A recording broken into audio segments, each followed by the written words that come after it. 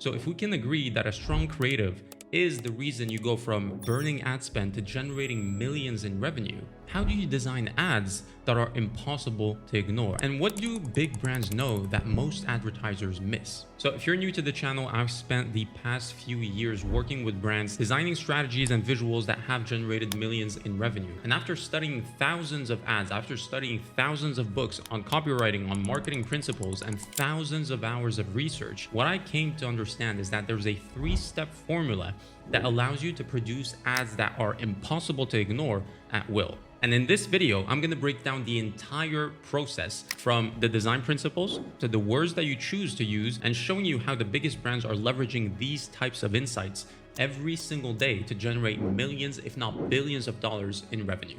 Let's get straight into it. These unique ads follow hidden principles that guide your eye, evoke emotion, and trigger you to feel something before you even know why. So great ads are actually built on 4 key principles that every single high-performing ad follows. And I guarantee that once you understand these principles, you'll be able to identify which ads are going to perform and which ads are just going to blend in the feed and just become losers. So the first principle, ladies and gentlemen, is composition. Composition is very, very simple, but it takes your design from a mess to a masterpiece. Just take any high-performing ad creative that you have at your disposal and draw these 4 lines on top of it. What do you see? Almost all of them, specifically the ones from big brands, follow these lines to guide their composition. You might know this rule from photography, which tells you like, hey, use this grid or use these lines to actually guide your ability to have a good frame, for example, or have a good quality output from your photography. It's the same thing in design. The same thing applies. And so next time you're actually creating your ad creative, your statics, add these lines in Figma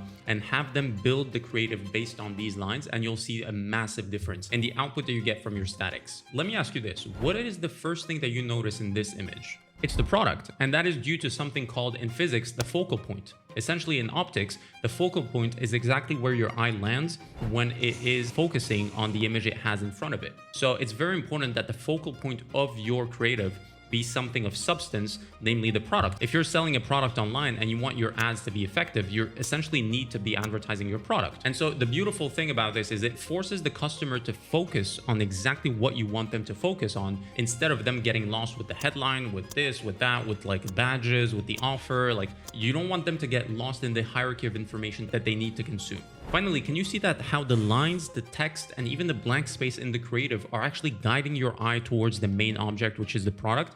And this is super important because it adds to the composition essentially, and it allows the customer to be guided to where the advertiser wants them to be guided to. What I wanted to discuss is the second principle, which is the colors and the branding. So your brand probably has its color palette with the primary colors, the secondary colors, etc., etc. What you want to understand is that sometimes when you're using your primary colors, it can get boring design-wise for the customer, for the eye. So you need to use what we call secondary colors, or like colors that are kind of intertwined with your primary colors and that elevate them. And that's because you want to make your static ads stand out. And you do that by playing with the colors. You probably could geek out on this, honestly. Like, there's the color wheel theory. For example, in color theory, there's a thing called the color wheel, which essentially tells you that to add contrast and depth to your creative, you're essentially using the inverse color in the wheel, essentially. But there's also a different way to do this. Let's say your brand color is orange, for example. What I would say is you could just contrast this primary color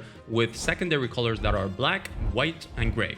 And what's fun is you can slightly modify these secondary colors to add more flair and more personality, and actually just create new variations of your already successful ad so that you can change the creative itself while keeping the consistent tone and the consistent branding, essentially. All right, third principle is social hijacking. There's nothing that makes a person want to buy something more than seeing a person they admire or look up to using that product or consuming that product or buying that product. And for that reason, authority is such an important cue or a design cue in your design elements, just because it completely hijacks all the barriers that people have, all the skepticism, everything that they've built inside their mind to not purchase your product. You're essentially hijacking that by presenting to them an authority figure that they admire and look up to. And you can check brands like Gymshark. They do this extremely well. You can see Nespresso, George Clooney, but I don't want you to be demotivated because you can't use George Clooney in your ads. You need to start figuring out how you can incorporate authority figures in your specific niche. And so there might be someone in your industry that is a micro influencer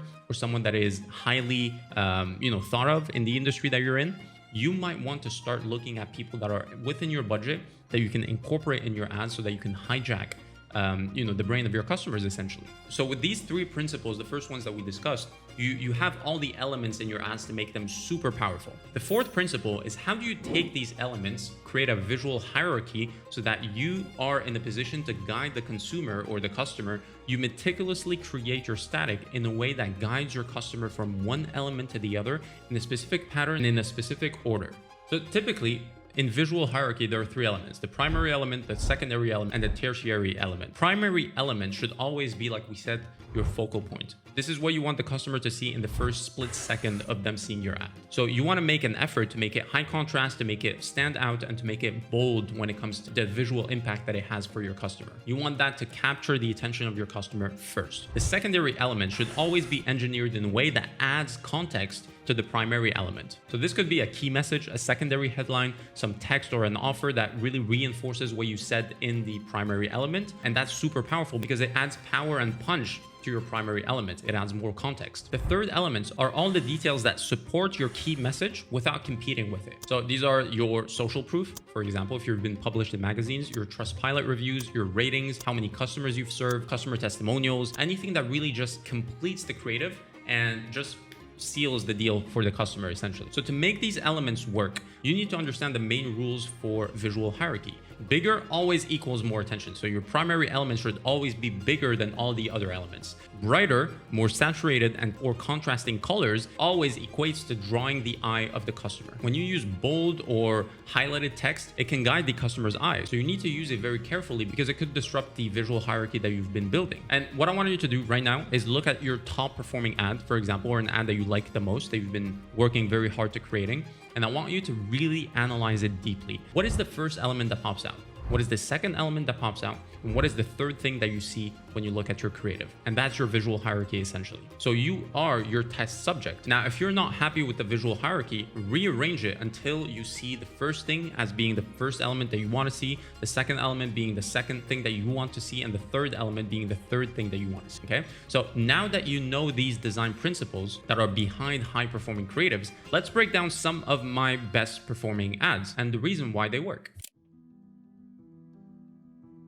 So this is an ad that we did for a skincare brand based in Europe, essentially. The reason why we wanted to do this creative is because we saw how weak the messaging that they had in their old ads was when it comes to fixing a problem that a lot of people have and that a lot of people are fed up with. So the reason why I want to show you this creative is because it's in an industry that is saturated with bad products, essentially, products that are not healthy, products that don't work essentially, and there's a lot of skepticism in the industry. So it's a very good case study to show that even in super saturated industries, we can have success, right? And massive success. What's the core offer behind this product that we see? So to me, the primary element feels like it's the product with the hand. So the reason why we placed the hand is because we wanted customer to be guided towards the product set. We could argue that the headline is as well a primary element. To me, it doesn't feel that way, but it's kind of like in between a primary and a secondary element.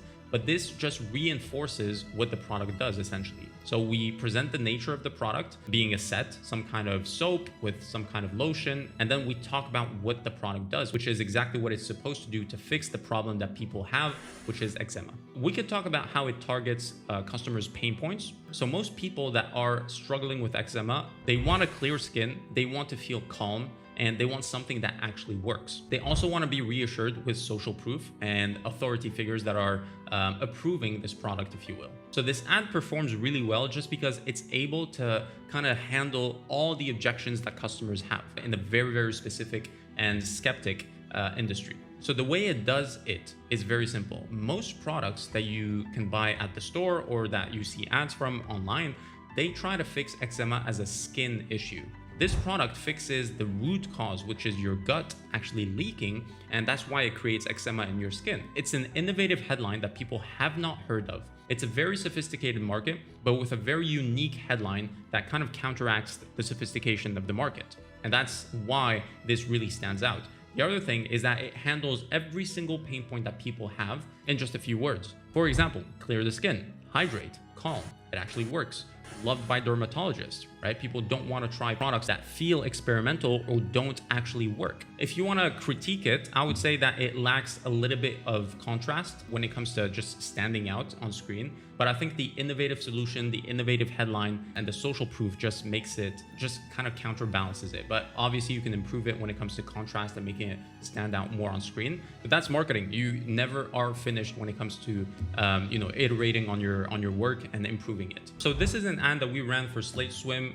It's a swimwear brand that we've been working with very closely for the past few years, and this has been one of the best performing ads that we ran for them. So again, what's the core offer? So the core offer of this creative is a lifestyle, essentially. That's what we wanted to convey in this creative. The first thing that we wanted people to notice is obviously social proof. So all of these are major publications, and the fact that you're being published on all of these means that you're doing your job correctly when it comes to social proof for your brand. So it's like a validation from the world's best publications, essentially telling people that, hey, you're safe buying this product. We've validated it. It's in line with our style. And that gives a lot of customers ease when it comes to purchasing. The other thing that I wanted people to notice is just the lifestyle that comes with such a swimsuit. So you're probably in an exotic location. You've got messy hair due to tanning or swimming plus tanning, whatever. You've got a necklace that screams, something that you buy on the beach. You've got water flowing on your face, and it just evokes so much emotions to the customer that they're kind of bought into the lifestyle, right? You add in the fact that the contrast is pretty strong when it comes to the as seen in and the rest of the creative, and you've got a recipe for a creative that really stands out in a feed, essentially. So let me quickly summarize the elements in this video. The first one that you need to really internalize is that I want you to know your customers better than they know themselves. Before you create anything, I want you to understand that an ad is simply a vessel of a message. And so if that message does not resonate or is not for the person that it's intended for, it's just gonna flop. And the ad, no matter how good of a design you make, it's just not going to perform. So I always prefer that you do 90% of the effort, you direct it to research, okay? And that's how you're going to see massive success. The second thing I want you to understand is I want you to tackle as many objections as possible up front. I don't want you to leave the website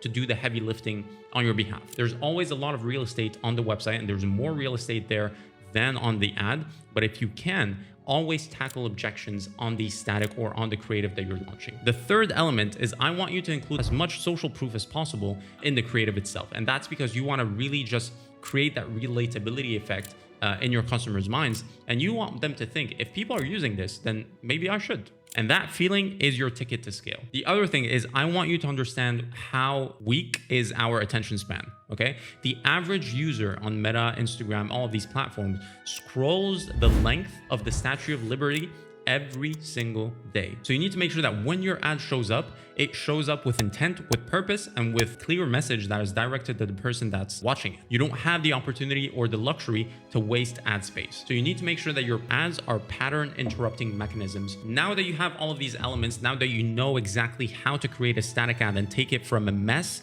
to a design masterpiece, you have the opportunity to improve all the ads that have been working or not working for your brand.